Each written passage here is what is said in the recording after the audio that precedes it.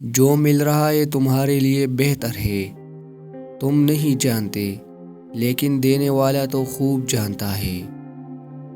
پاکیزہ ترین محبت یہ ہے کہ تم کسی شخص سے محبت کرو، یہ جانتے ہوئے کہ وہ تمہارا نہیں ہو سکتا، اور اسے خوش دیکھنے کی تمنا کرو۔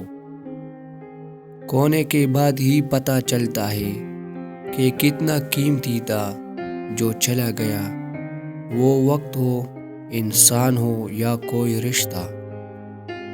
یہ جو کہتے ہیں نا، بات ایک کان سے سنو اور دوسرے کان سے نکال دو، انہیں بتا دو ان دونوں کانوں کے بیچ میں دماغ آتا ہے جہاں بات ٹھہر جاتی ہے۔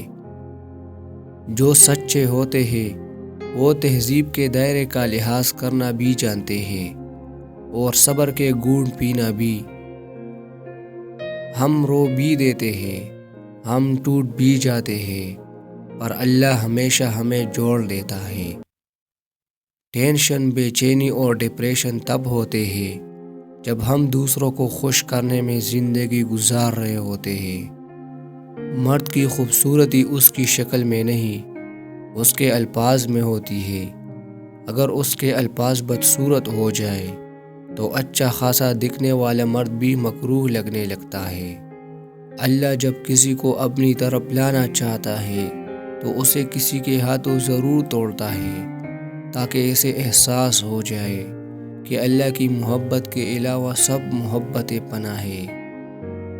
جنت کی حوروں سے بھی بڑھ کر ہے وہ عورت جیسے ایسا مرد ملا ہے جو ہر وقت اسے پیار کرتا ہے، اسے خوش رکھنے کی کوشش میں لگا رہتا ہے۔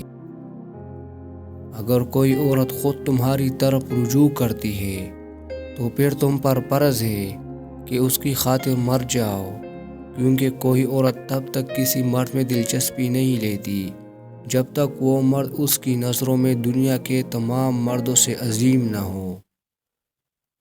عورت جاہل کے لیے ہوش اور عقل مند کے لیے روح ہے۔ جس شخص سے محبت ہوتی ہے وہ ملے نہ ملے، مگر اس کی جگہ کوئی نہیں لے سکتا۔